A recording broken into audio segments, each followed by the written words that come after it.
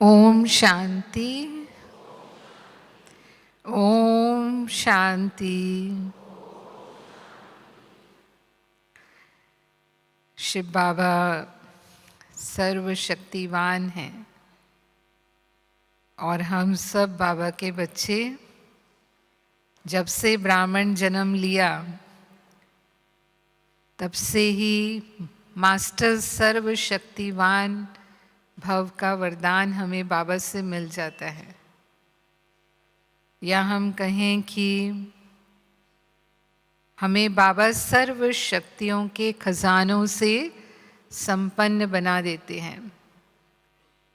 सभी को, ऐसे नहीं कि किसी को बनाते हैं और किसी को नहीं बनाते हैं।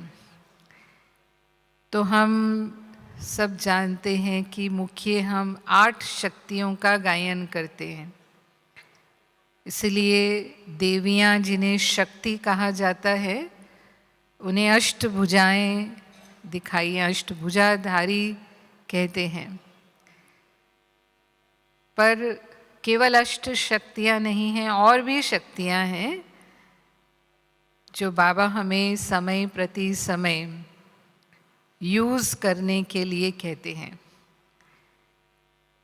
जितना हम अपनी स्थिति की सीट पर सेट रहते हैं, अभी बाबा की मुरली चली थी पीछे, मास्टर सर्वशक्तिवान की सीट पर अगर हम सेट हैं तो सभी शक्तियाँ हमारे सामने हाजिरा हुजूर करके हाजिर होती हैं, हमारी सेवाधारी हैं, ऑर्डर मानती हैं।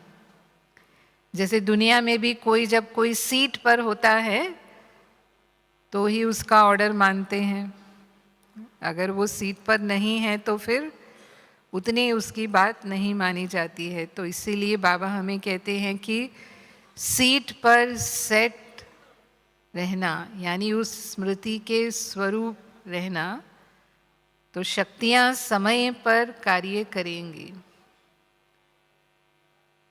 और अगर शक्तियाँ कार्य करती हैं तो हम विजयी होते हैं। सफलता हमारा जन्म सिद्ध अधिकार हो जाता है। फिर चाहे कोई भी परिस्थिति आए जीवन में, कोई समस्या आए, कोई पेपर आए, कोई विघ्न आए, जो भी हम जानते हैं कि ब्राह्मण जीवन में उतार चढ़ाव आते हैं, वो सब हमें ऐसे लगते हैं कि जैसे हम खेल की रीति से उन्हें पार कर रहे हैं। या हमें ये भी महसूस नहीं होता कि ये भी कोई विघ्न था क्या, इतना सहज वो शक्ति के आधार पर पार हो जाता है। तो वो शक्तियाँ यूज़ करना, बाबा ने प्रयोग के ऊपर पूरी मुरली चलाई, अभी रविवार को जो मुरली चली, तो हमें जैसे सबसे मुख्य शक्ति कलयुग में जो चाहिए वो है सहन करने की शक्ति ना। कदम कदम पर हमें सहन करना होता है, व्यक्तियों को भी सहन करना होता है, तो फिर और कोई समस्याएं जो भी आती हैं उनके लिए भी हम ये कहेंगे, पर खास व्यक्तियों से ज़्यादा सहन करना होता है। तो हम शुरू से देखते हैं यज्ञ में, जब से स्थापना हुई है तब से विघ्न आते रहे हैं, कभी भी विघ्न कम नहीं हुए। आज भी जब भी हम ज्ञान में आते हैं तो पुरानी दुनिया के चलन और हमारा ब्राह्मण जीवन की दिशा बिल्कुल बदल जाती है। तो जो आत्माएं पहले हमारी सहयोगी होती हैं वही हमारे लिए विघ्न रूप बनने लगती हैं, क्योंकि हमारी दिशा बदल जाती है। जैसे ब्रह्मा बाबा को हमने देखा, लौकिक जीवन में बाबा सबके कितने लोकप्रिय थे, सभी के प्रिय थे, सभी उनका बहुत सम्मान करते थे, प्रतिष्ठित थे वो। लेकिन जैसे ही ज्ञान हुआ, शिव बाबा की प्रवेशता हुई, ओम मंडली बनी, तो उसी के साथ साथ बाबा की ग्लानि होने लगी और यहाँ तक कि लोग दुश्मन बन गए। दुश्मन बन कर के, क्रोधित होकर के अपशब्द बोलना, ये सब बाबा ने सहन किया। तो बाबा तभी भी मुस्कुराते रहे, कभी भी बाबा के चेहरे पर मुरझाने का चिन्ह, ये क्या हो रहा है, क्यों हो रहा है, ये सब कब तक चलेगा, कितना सहन करेंगे, ऐसा कभी भी बाबा के मन में भी नहीं आया और चेहरे पर भी नहीं आया। तो ये है सहन करने की शक्ति कि कोई भी ऐसी स्थिति पैदा होती है, होती ही रहती है, हर एक के जीवन में होती है कि कोई ना कोई तो हमारे पेपर लेने वाले होते ही हैं। तो कोई हमारे ऊपर क्रोध करते हैं और जब क्रोध करते हैं तो फिर ऐसे ही शब्द बोलते हैं जो नहीं बोलने चाहिए, अपमान करते हैं, इंसल्ट करते हैं, और उस समय भी हम मन से शांत रहें, हमारे मन पर जरा भी उसका असर ना आए, वो आत्मा हमें दुश्मन नहीं लगे। बाबा कहते हैं ना, ऐसे समझो कि वो अब शब्दों की नहीं फूलों की वर्षा कर रही है।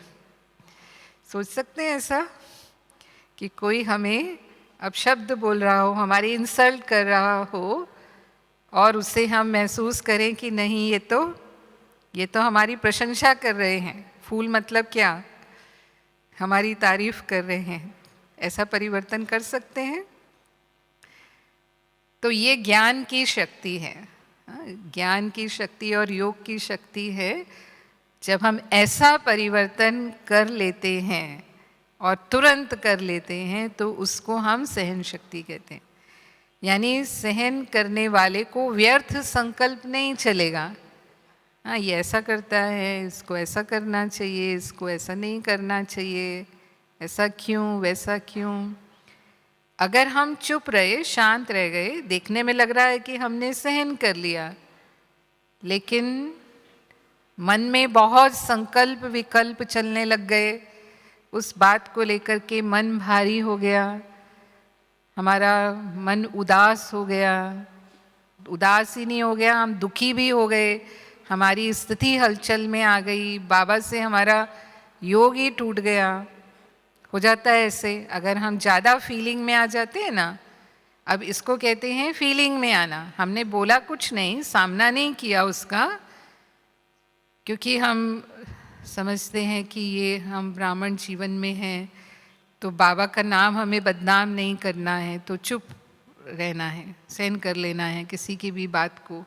अगर हम बोलेंगे तो वो बोलेंगे कि आप ओम शांति में जाते हो, आप ज्ञान सुनते हो और फिर भी हमारी ही तरह बोलते हो, तो आप में और हमारे में अंतर क्या हुआ।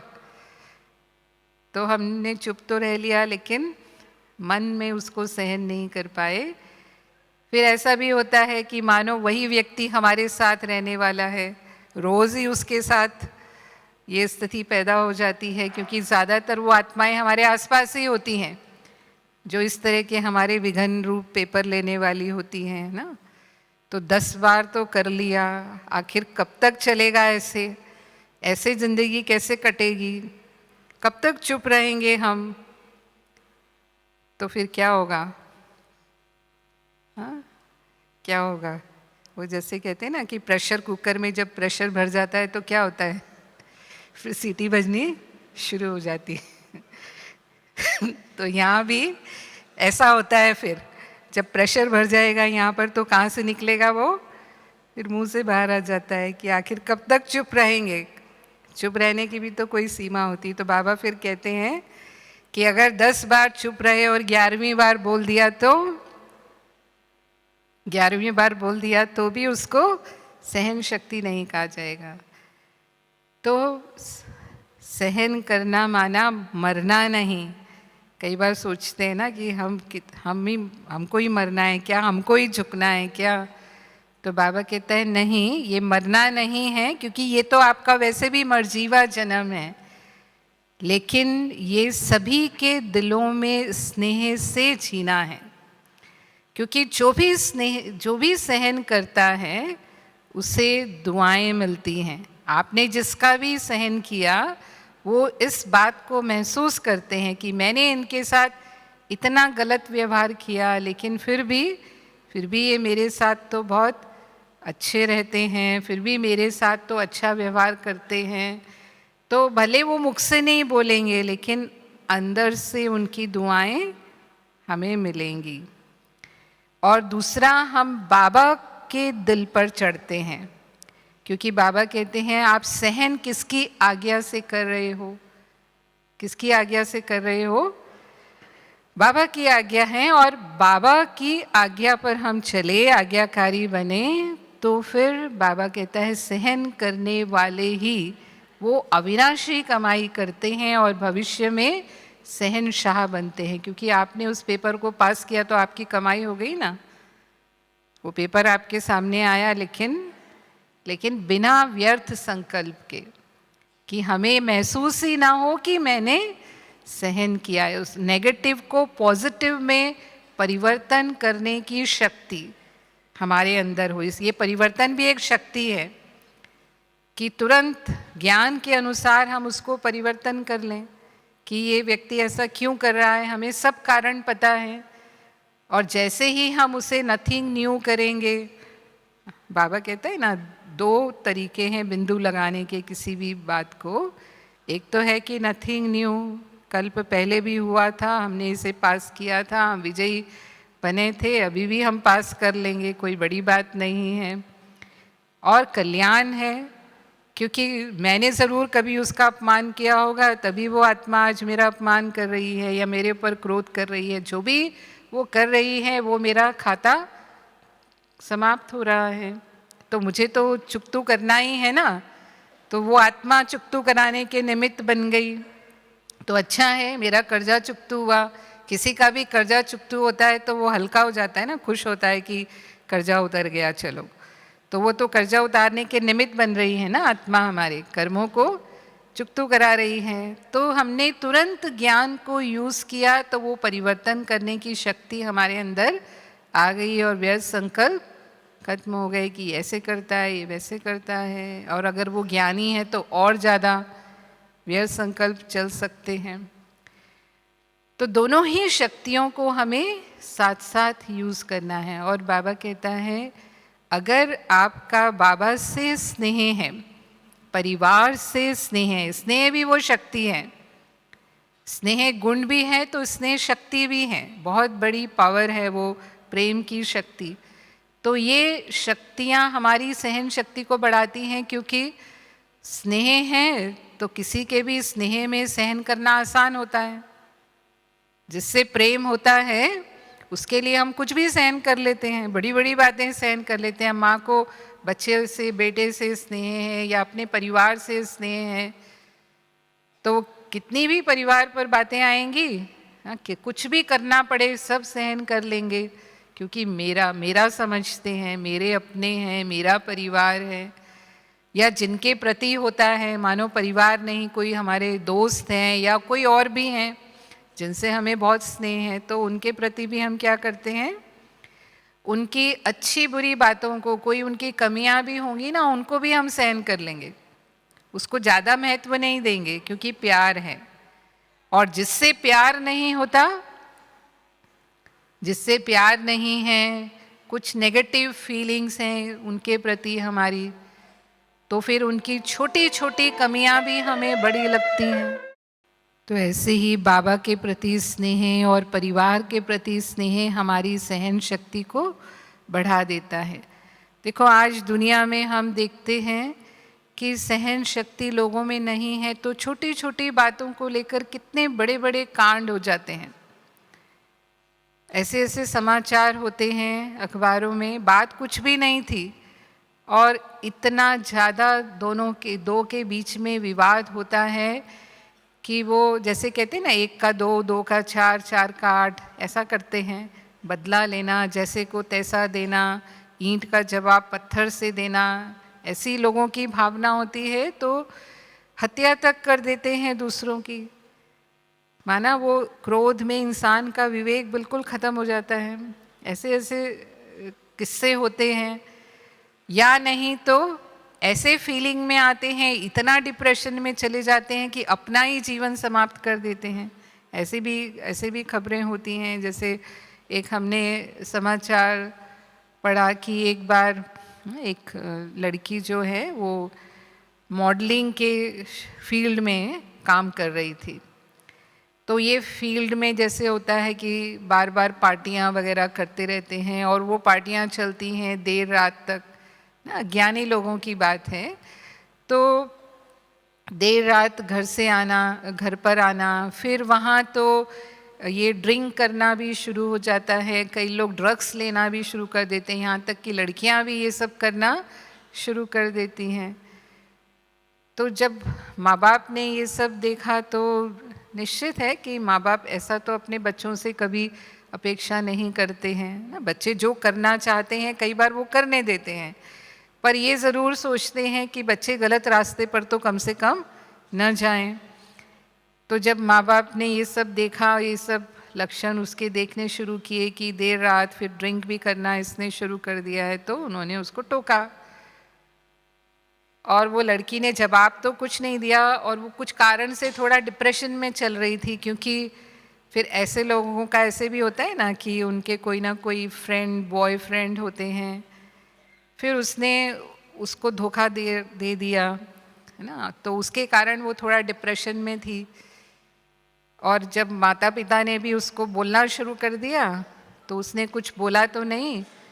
दूसरे दिन छुट्टी थी, आई पार्टी से आई, दूसरे दिन संडे था, तो संडे को उसने दिन में अपने कमरे में थी, अपने लिए फंदा बनाया और अपने को लटका के ख़त्म कर दिया। तो जरा सी बात जीवन में ऊपर नीचे हुई, उसको सहन नहीं कर सकते।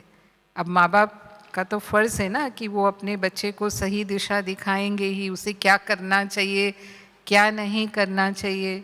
या जीवन में ये स्थितियाँ तो पैदा होती ही रहती हैं, जो हमने कहा, बाबा भी हमें कहता है, निंदा स्तुति मान अपमान, जय पराजय हानि लाभ सुख दुख, ये सब जीवन में चलते ही हैं ना।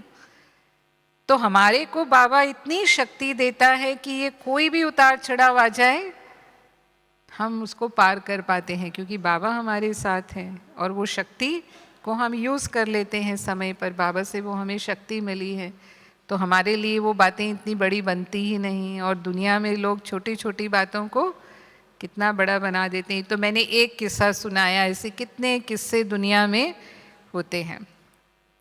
फिर है समाने की शक्ति। अब सहन करने के साथ साथ समाने की शक्ति भी चाहिए, क्योंकि हम रहते हैं परिवार में, प्रवृत्ति में, तो हम अकेले तो नहीं रहते, समाज में रहते हैं, या अगर हम सेंटर पर भी रहते हैं, यज्ञ में भी रहते हैं, तो भी समर्पित हैं, तो भी संगठन में रहते हैं। तो फिर हर एक के संस्कार अपने अपने हैं, गुण भी हैं तो कमियां भी हैं, हमें सबको समाना है। और वो समाने के लिए हमारा हृदय विशाल चाहिए, जो हम उदाहरण दिखाते हैं सागर का, कि सागर जैसा जिसका विशाल हृदय है, जैसे बाबा है, बाबा बेहद का है, तो बाबा सबके कुछ भी होता है पुरुषार्थ में, कैसे भी चलते हैं, लास्ट नंबर भी चलते हैं, तो भी बाबा क्या जवाब देते हैं, बाबा देखकर मुस्कुराते हैं। माना बाबा के अंदर वो इतनी समाने की शक्ति है, क्योंकि वो सागर है, तो कभी भी बाबा को हमारी कमियां नहीं दिखाई देती। बाबा के सामने हम जाएंगे तो बाबा हमें वो हमारे गुणों से ही, हमारी विशेषताओं से ही हमें देखते हैं, दृष्टि देते हैं, वरदान देते हैं। तो बाबा के समान ही हमारा दिल हो, इतना बड़ा हो। लेकिन अगर हम कमियां नहीं समा सकते तो हम क्या करते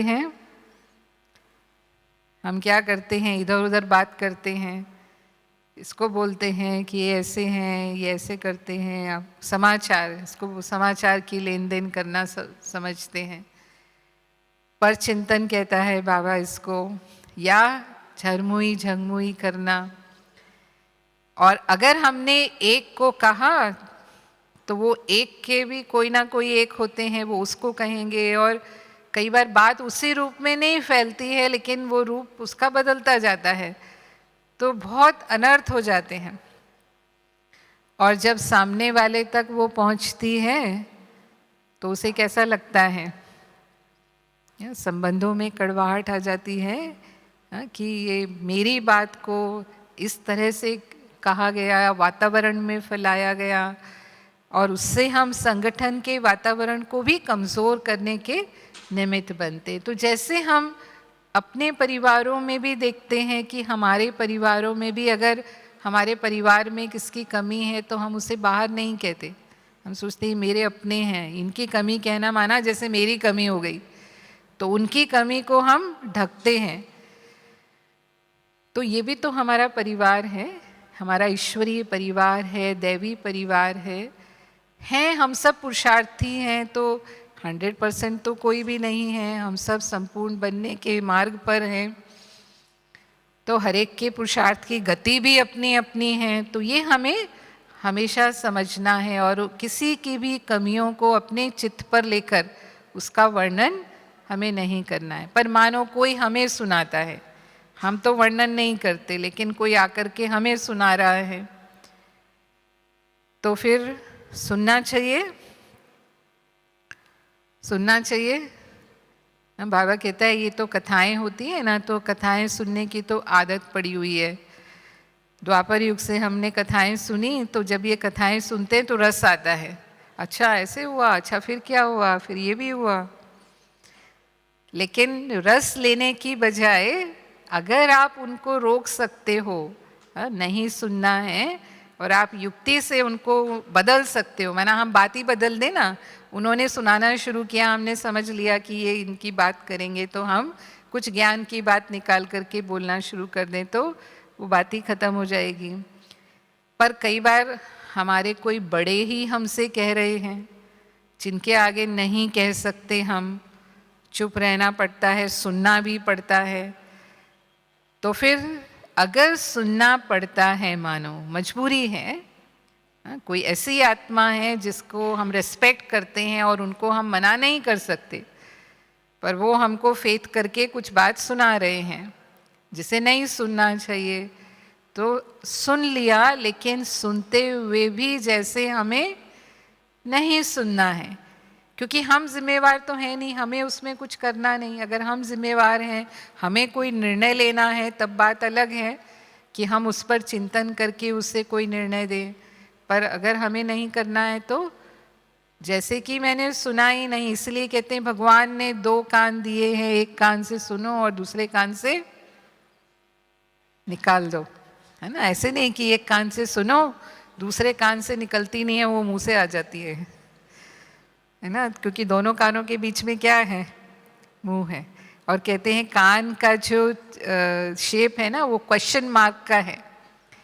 तो कोई भी बात कान के अंदर जाती है तो बीच में दिमाग भी है, तो दिमाग में प्रश्न शुरू हो जाते हैं, और जब प्रश्न शुरू होते हैं उसके बारे में, अच्छा हमने तो ऐसे समझा नहीं था, ये ऐसे भी हैं क्या, हाँ ऐसे दिखते तो नहीं है, ये लगता तो नहीं है, इनके व्यवहार से तो ऐसा नहीं समझा था, माना तरह तरह के प्रश्न मन में आए और फिर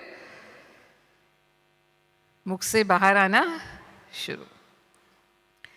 तो ये हमें जो बाबा ने सिखाया है कि हमें कभी भी, क्योंकि बाबा कहता है ये भी हमारे सूक्ष्म पाप बनते हैं, हम इसे कई बार बहुत हल्के रूप से ले लेते हैं, लेकिन ये भी बाबा की अवज्ञा है। और जब ये सूक्ष्म पाप का बोझ बढ़ता है आत्मा पर, तो फिर हमें लगता है कि हम बाबा को याद तो करते हैं, लेकिन उतनी शक्ति का अनुभव नहीं होता, उतना सुख का अनुभव नहीं होता, उतना शांति का अनुभव नहीं होता, क्योंकि दिन भर में ऐसी कई छोटी छोटी गलतियां हम करते रहते हैं। और तीसरा परखने की शक्ति, और चौथा निर्णय करने की शक्ति। ये दोनों शक्तियां भी ब्राह्मण जीवन में हमें माया पर जीत पाने के लिए, या हम कहेंगे कि विभिन्न परिस्थितियों में विजयी बनने के लिए बहुत आवश्यक है। परखने की शक्ति है तो व्यक्तियों को परखने की शक्ति चाहिए।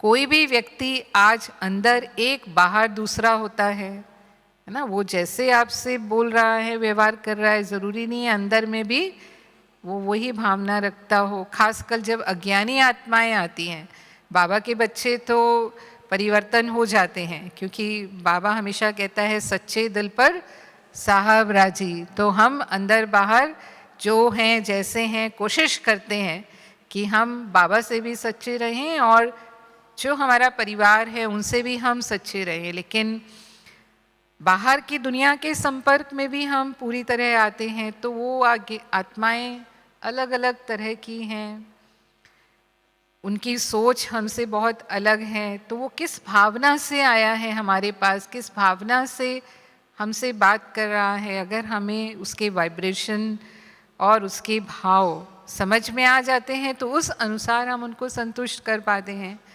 और अगर वो आत्मा हमारे लिए ही, कई बार होता है ना कि वो हमें ही ये परखने के लिए आती है या हमारा ही कोई ऐसा टेस्ट लेना चाहती है, अच्छा ये इतना ज्ञान में चलते हैं, देखें अभी ये क्या करेंगे। तो बाबा कहता है फिर ऐसे लोगों से हमें थोड़ा सावधान भी रहने की ज़रूरत होती है। तो वो भी हमें अगर परख में आ जाता है तो हम उन आत्माओं से अपने को सेफ रख सकते हैं। और तीसरी बात कि कोई ज्ञान सुनना चाहता है, कोई सचमुच जिज्ञासु होते हैं।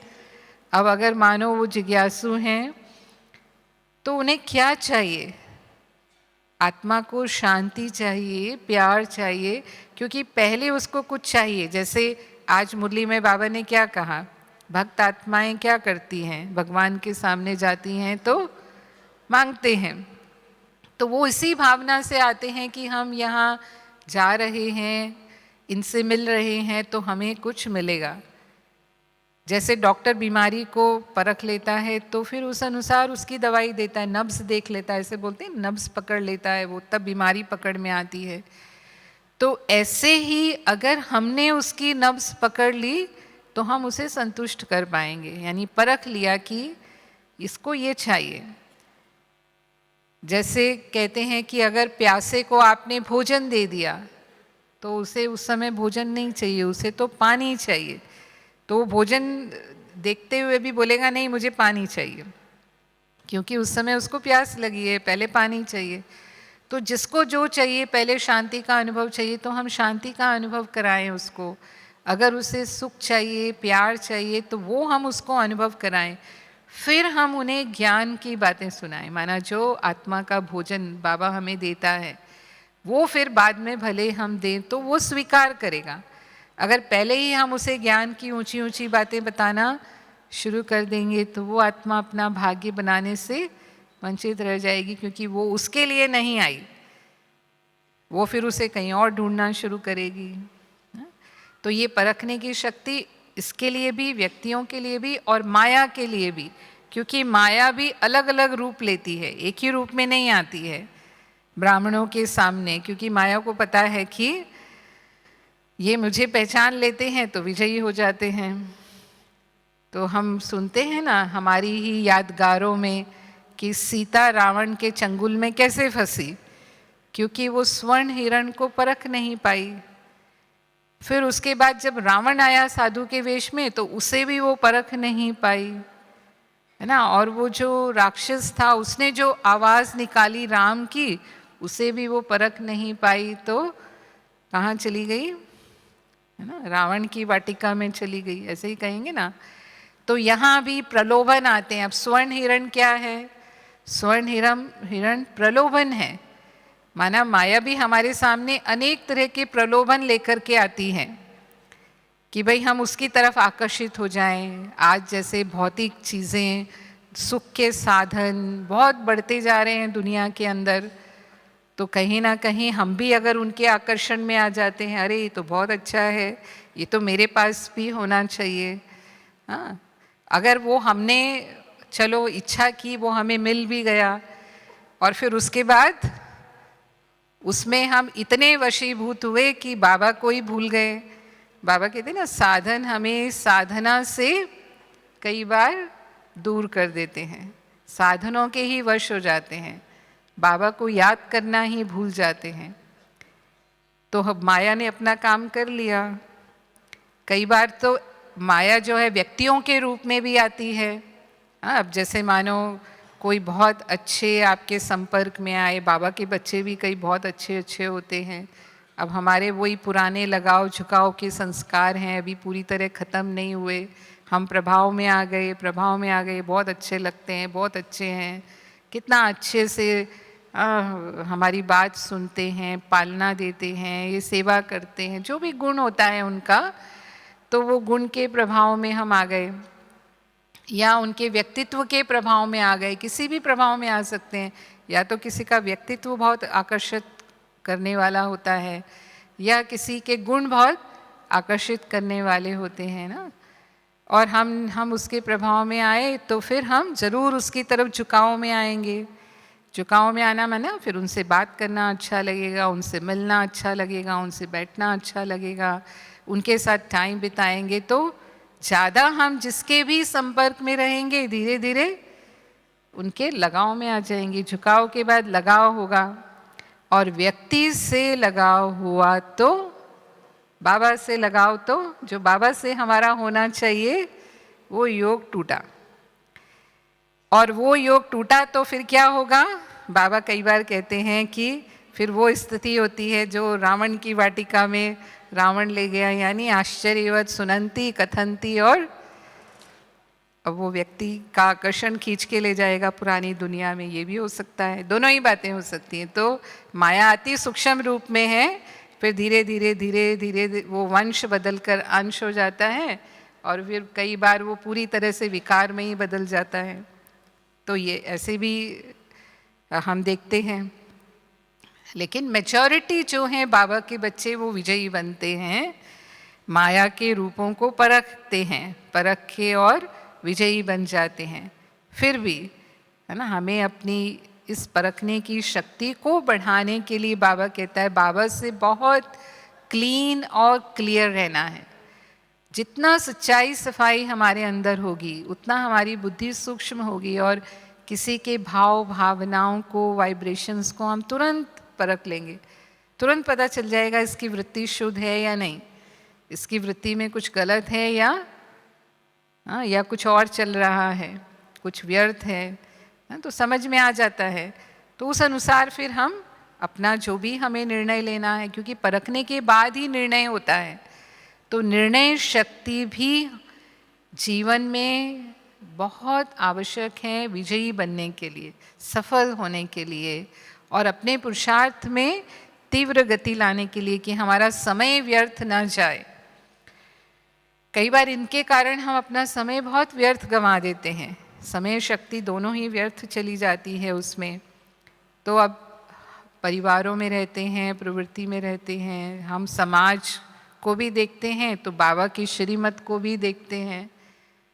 कई बार श्रीमत के विपरीत समाज के निर्णय होते हैं, और हमें बाबा की श्रीमत पर ही चलना है, क्योंकि हमारा बाबा से वायदा है, तन मन धन सब कुछ तेरा तेरा तुझको अर्पण, है ना। तो हमने बाबा से वायदा किया, और फिर समाज की बातें जो हैं वो तो इसके बिल्कुल विपरीत जाती हैं। तो कई बार निर्णय लेने में हम उलझन में आ जाते हैं, क्या करें, समाज को निभाएं या बाबा को निभाएं, किसको निभाएं। तो फिर निर्णय लेने के लिए हमारे सामने ब्रह्मा बाबा हैं, हमारे लिए जो एग्जाम्पल हैं वो बाबा है। तो हमें बाबा को देखना है। बाबा प्रवृत्ति में थे, बाबा बिजनेस में भी थे, और फिर बाबा पूरी तरह समर्पित भी हुए। तो जब बाबा के सामने ऐसी स्थितियां आई तो बाबा ने क्या निर्णय लिया? आज बच्चों के लिए हमें निर्णय लेने होते हैं, तो बच्चों के लिए हम क्या करें? तो जो बाबा ने किया वो हमें करना है। बाबा ने अपने बच्चों के लिए क्या किया? बच्चे शादी करना चाहते थे, बाबा ने करा दिया। बच्चे बिजनेस करना चाहते थे, बाबा ने करने दिया, क्योंकि हर एक आत्मा का अपना अपना भाग्य है। बाबा जो सहयोग कर सकता था बाबा ने किया, बाकी उनको फ्री छोड़ दिया। फिर उनकी ज़िंदगी में कभी हस्तक्षेप नहीं किया। हाँ, कि कई बार क्या होता है, मेरापन इतना होता है, मेरा बेटा है ना, तो फिर मेरे जैसे क्यों नहीं चलता है, मेरी बात क्यों नहीं मानता है। तो बाबा ने वो मेरापन नहीं रखा, बाबा के हैं, और जो उस आत्मा का भाग्य है वो आत्मा वो करेगी, उसको जो करना है वो करेगी। हाँ, बाबा फ्री रहे हमेशा, कभी भी इस बात को लेकर टेंशन में नहीं आए कि बेटा इतने समय तक यज्ञ में रहा और फिर चला गया, मानो। तो निर्णय लेने की बात कि बच्चों को शादी करना है या जो भी करना है, या कोई भी पारिवारिक हमारे जो संबंध होते हैं, समारोह होते हैं, समस्याएं होती हैं, उन सभी में भी बाबा को हमें निभाना है। ये ब्रह्मा बाबा ने सदा किया। कभी भी दुनिया को निभाने की बात बाबा ने नहीं सोची, क्योंकि एक ही जन्म हमें भगवान मिला है, और वो भी कितना समय, थोड़ा सा समय हम बाबा के साथ हैं, और यही हमारे साथ जाने वाला, ये हमारा कल्प कल्प का है, जिसको बाबा कहता है अभी नहीं तो कभी नहीं। उन आत्माओं से तो हम जन्मों से निभा रहे हैं, जन्मों से हम उनके साथ चलते आ रहे हैं। वो आज खुश होंगी, कल फिर नाराज़ हो जाएंगी, जो सदा खुश रहने वाले ही नहीं हैं। तो हमें जो बाबा ने श्रीमत दी वो ही करना है, चाहे भले वो थोड़ा समय के लिए नाराज़ हो जाए।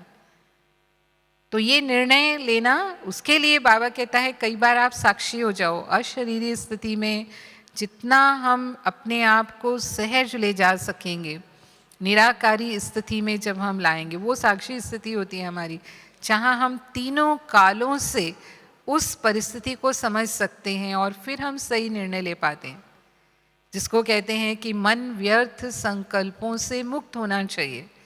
अगर बुद्धि बहुत ज़्यादा संकल्प विकल्प में उलझी हुई है, उसके कारण थक जाते हैं, बुद्धि कमज़ोर पड़ जाती है, क्योंकि बहुत सोचता रहेगा इंसान तो क्या फील करेगा। किसी बात को लेकर आप बहुत सोचते रहेंगे तो कैसा हो जाएगा, हाँ, मन बुद्धि कैसे हो जाएंगे, कमज़ोर हो जाएंगे, क्योंकि हम अपनी शक्तियों को ड्रेन करते जा रहे हैं। मन की पावर तो उसमें ही चली गई, तो अब मन क्या निर्णय कर पाएगा। तो इसीलिए उसमें ना जाकर के निराकारी स्थिति में बाबा के साथ बैठ गए, और बाबा अपने आप हमें सही बात टच करता है कि ये होना चाहिए, ऐसा हमें करना चाहिए। और नहीं तो हमारे निमित्त भी हैं, उन निमित्त से भी हम राय कर सकते हैं, है ना। वो भी हमें बाबा के श्रीमत अनुसार राय देंगे कि ऐसी स्थिति में हमें क्या निर्णय लेना चाहिए। तो निर्णय शक्ति को समय पर यूज़ करना भी हमारे समय और शक्ति को बचत करके हमें विजयी बना देता है।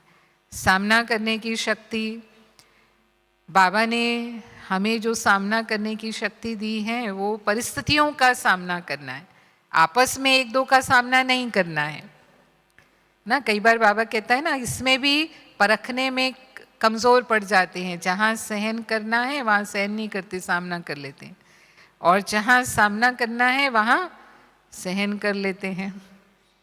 तो ये भी पता होना चाहिए, सही निर्णय होना चाहिए बुद्धि में कि कहाँ सामना करना है और कहाँ सहन करना है ना। नहीं तो फिर वो भी हम फेल हो जाएंगे कि हमने गलत कर दिया, गलत निर्णय लेकर के गलत व्यवहार कर्म कर दिया।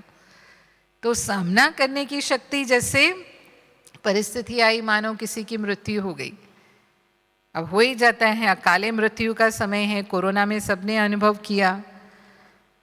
तो कईयों के जीवन में ये घटनाएं घटती हैं अनायास, अचानक, जो मन ना चित ऐसा हो जाता है। बिजनेस में ऐसा लॉस हो गया, मानो हम कोई ऐसा काम करते हैं, या कोई प्राकृतिक आपदा ऐसी आई जिसका हमारे परिवार पर, हम पर बहुत असर आ गया। कोई अनहोनी हो जाती है जीवन में, दुर्घटना हो जाती है, मानो चोरी हो जाती है, कहीं आग लग जाती है, कई बातें ऐसी ऐसी हो जाती हैं। तो जब ऐसी कोई परिस्थितियां पैदा होती हैं तो हमारी सामना करने की शक्ति हमारे बाबा के द्वारा दिए गए ज्ञान योग के आधार पर, प्लस बाबा हमारे साथ है, स्वयं सर्वशक्तिवान हमारे साथ है, तो हमें वो तूफान नहीं लगेंगे। बाबा कहता है तूफान तोहफा बन जाएगा, वो हमें लगेगा हमें आगे बढ़ाने का साधन है। इससे तो और ही हमारी उन्नति हो गई, क्योंकि हम अनुभवी हो जाते हैं। ये परिस्थितियां ही हमें अनुभवी बनाती हैं, परिपक्व बनाती हैं, और उनसे हम सीखते हैं। तो अचल बनती है आत्मा, अचल अडोल जो स्थिति कहते हैं, कि एक बार हमने उसको पार कर लिया तो बाद में हम उन्हीं स्थितियों में कभी भी हलचल में नहीं आएंगे, अनुभवी बन गए ना उसके। तो मेरे को ऐसे बहुत माताओं के भी अनुभव हैं जो कभी हमसे बात करते हैं कि मानो किसी के जवान बेटे ने शरीर छोड़ दिया, है ना। एक माता थी, उनका जवान बेटे ने सुसाइड कर लिया। एक माता हमको मिली, उनके पति जो थे उनको कैंसर हुआ और डॉक्टर ने उनको बता दिया कि इनकी बहुत कम समय रह गया इनका। तो उसने सुनाया हमको कि मैंने अपने आप को मन ही मन तैयार किया कि मैं कभी भी इस बात को लेकर कमज़ोर नहीं पड़ूंगी, मैं शक्ति हूँ, बाबा ने मुझे शिव शक्ति बनाया है। तो अगर पति की मृत्यु भी हो गई तो भी मेरे को हिलना नहीं है, अपने परिवार को मुझे अच्छी तरह से संभालना है और मुझे रोना भी नहीं है, चाहे वो समाज मुझे कुछ भी कहे, लेकिन मुझे कमज़ोर नहीं पड़ना है। तो उसने सुनाया कि ऐसा ही हुआ, पति की कुछ समय के बाद मृत्यु हो गई, लेकिन मेरी आंख से एक भी आंसू नहीं आया और मैंने और ही अपने परिवार को बहुत अच्छी तरह संभाला। तो कौन सी शक्ति है ये? तो समय पर नष्टो मोहा बन गए तो पास हो गए ना। बाबा तो हमें कहता है ये भी पेपर है, अगर आंख से आंसू आया तो क्या होंगे। और रोती कौन है? बाबा हमेशा कहता है रोती कौन है। साकार मुरली में बाबा कहता है रोती कौन है। हाँ, तो दुनिया की नज़र में हो सकते हैं, लेकिन भगवान तो हमारा सदा का साथी है ना। परमात्मा तो अविनाशी साजन है, वो तो सदा साथ है, तो फिर रोना किस बात के लिए। और पता है ना कि आत्मा को तो अपने कर्मों का हिसाब किताब चुकतू करके जाना ही है, सबको जाना है। कोई आज गया कोई कल गया, जाना तो यात्रा है ना, ये तो सबके लिए है। तो इतना मजबूत हम बन जाते हैं। हमने भी अनुभव किया कोविड के समय में, जब दूसरी लहर थी, जैसे मैंने कहा बहुतों के लोग चले गए अचानक। हमारे माता पिता ने भी शरीर छोड़ा उस समय, और दोनों लगभग एक साथ ही चले गए, थोड़ा 2-3 दिन का अंतर पड़ा। तो मैंने ये देखा कि इतने सालों से जो हम ज्ञान सुनते हैं, उसकी पावर हमारे अंदर जो भरी होती है, वो सचमुच उसका जरा भी असर मतलब हमारे ऊपर आए और मन हलचल में आए कि ऐसा हो गया, अचानक हो गया। वो हुआ भी अचानक कि 1 हफ्ता पहले बिल्कुल ठीक थे और 1 हफ्ते के अंदर ही ये घटना हो गई। तो परिवार के लिए तो बिल्कुल, जो लौकिक परिवार था उनके लिए तो बिल्कुल एकदम जैसे सदमे वाली बात हो गई। तो हम गए वहाँ, सब कुछ किया हमने, उनकी हर जो भी हमारी फ़र्ज़ थी उनके प्रति वो सब पूरी की, लेकिन मेरी भी आँख में कोई आंसू नहीं आया। मैं भी सब बहुत आराम से निभा पाई सब कुछ। तो ये ताकत हमें अनुभव होती है कि ये शक्ति बाबा ही हमें देते हैं, और वो शक्ति से हम इन सब ऐसी परिस्थितियाँ कोई भी आती हैं हमारे जीवन में तो हम उन्हें पार कर जाते हैं। ऐसे नहीं कि हम अपना कर्तव्य नहीं करते, लेकिन वो सहज हो जाता है सब कुछ हमारे लिए। जैसे बाबा कहते हैं मक्खन से बाल ना, विघ्न कैसे पार होता है, कितनी मेहनत लगती है हमें उसमें, या कई बार तो लगता ही नहीं है कि ये भी कोई बात थी। तो इस तरह से हम परिस्थितियों का सामना कर लेते हैं। सहयोग देते हैं हम बाबा के कार्य में, हम सभी सहयोगी हैं, एक एक उंगली हम लगाते हैं, तन मन धन से हम सेवा करते हैं। तो हम सब अपना पुण्य का खाता, या बाबा कहता है कि संगम युग में अपनी पद्मों की कमाई हम जमा कर रहे हैं। जितना हम सहयोगी बनते हैं, हम एक कदम उठाते हैं और पदम गुना, है ना, हमारा वो जमा होता है। बस विधि क्या है, उस विधि पूर्वक हमें सब कुछ सफल करना है कि मैं निमित्त हूँ, करम करावनहार बाबा है, बाबा ही हमारे द्वारा करवा रहा है। तो जो भी सेवा निर्विघ्न है, निमित्त भाव से, ट्रस्टी भाव से हम करते हैं, मैंपन और मेरेपन से मुक्त है, वो सेवा हमें पूरा जमा का खाता हमारा कराती है। और हम ही एक एक उंगली लगा करके, जो हम सब बाबा के बच्चे तन मन धन से सहयोगी हैं, वो सब एक एक उंगली लगाकर इस कलयुगी पर्वत को उठा लेते हैं और सतयुगी संसार इस दुनिया में आ जाता है।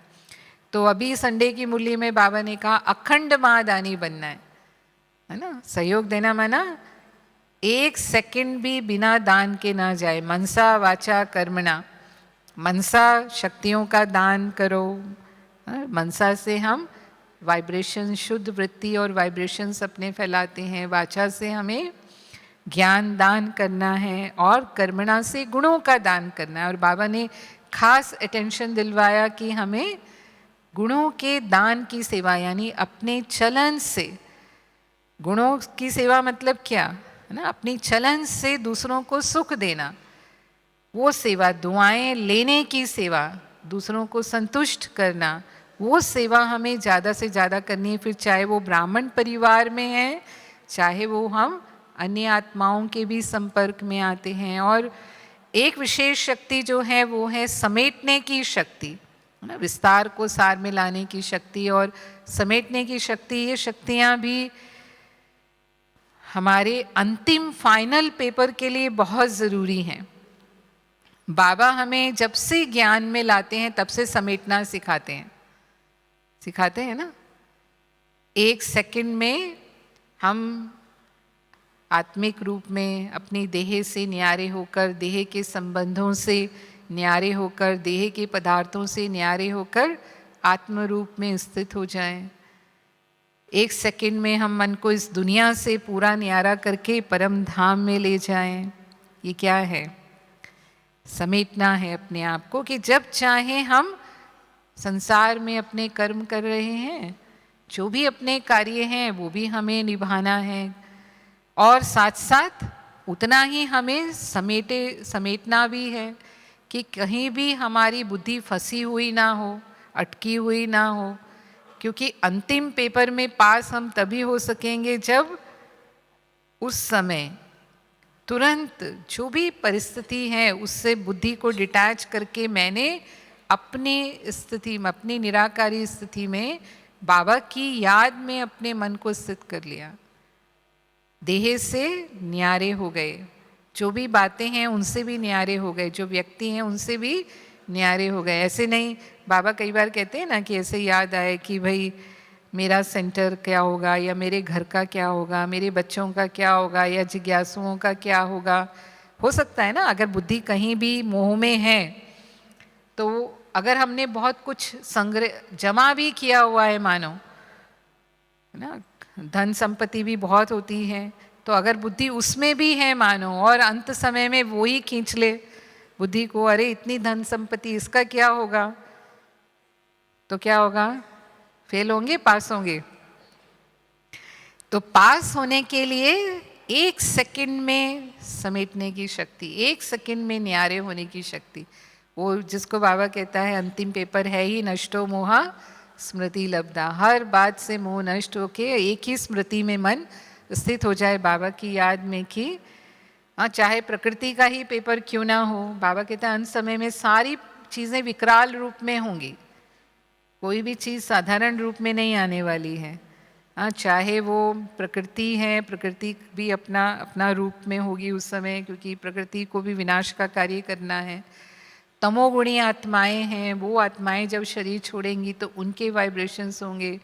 भक्त आत्माएं हैं, उनकी अपनी अपनी पुकार होगी। हमारे संस्कार भी हमारा पेपर लेने के लिए सामने आ सकते हैं। हमारे संस्कार माना चाहे वो कर्म भोग के रूप में आएंगे, चाहे कोई दूसरी आत्माओं के संबंध के कर्मों के हिसाब किताब या संस्कारों के टकराव के रूप में, किसी भी रूप में ये सब चीज़ें हमारे सामने आ सकती हैं।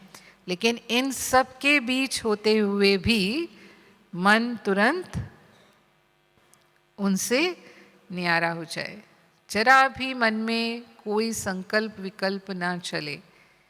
तो बाबा कहता है इसके लिए बहुत काल का अभ्यास चाहिए। ऐसे नहीं कि उस समय हम कर लेंगे, नहीं होगा उस समय, अभी से वो अभ्यास हम करेंगे। और इसीलिए बाबा हमें अशरीरी स्थिति के अभ्यास पर अटेंशन खिंचवाते हैं कि हर घंटे कम से कम 2 मिनट भी, नहीं तो जितने भी मिनट आप कर सको, लेकिन न्यारा होने का अभ्यास करो। बहुत बिजी हैं, बहुत कामों में बुद्धि उलझी, जैसे ब्रह्मा बाबा ने किया। लास्ट के समय में कहते थे ना कि बाबा सुनते सुनते भी न्यारे हो जाते थे, बाबा जैसे गुम हो गए, बाबा हैं ही नहीं। तो बाबा ने उस अभ्यास को पक्का किया, और ऐसे ही हुआ कि लास्ट जब बाबा का समय आया तो 1 सेकंड में बाबा देह के कर्म बंधन से मुक्त होकर कर्मातीत बन गए, पास विद ऑनर बन गए। तो ये अभ्यास अभी से हम करेंगे, विदेही होने का, शरीरी होने का अटेंशन रखेंगे, वो समेटने की शक्ति हमारे अंदर होगी, तो अंत समय में हम फुल पास होंगे, नंबर 1 होंगे। और नहीं तो फिर हम नंबर वार हो जाते हैं, हमको मालूम ही है। और इसके साथ साथ जो शक्ति चाहिए वो है मनन करने की शक्ति, ज्ञान को मनन करने की शक्ति। फिर जैसे कहा, शांति की शक्ति भी हमारी एक शक्ति है, और भी बहुत सी शक्तियाँ, एकाग्रता की शक्ति है। हाँ, लेकिन क्लास का समय पूरा हो गया, इसीलिए मैं अभी इसको यहीं पूरा कर रही हूँ। तो मास्टर सर्वशक्तिवान माना जिस समय जिस शक्ति की आवश्यकता है वो शक्ति स्वतः कार्य करे और हमें विजयी बना दे, तब हम कहेंगे कि मास्टर सर्वशक्तिवान बने हैं। ओम शांति।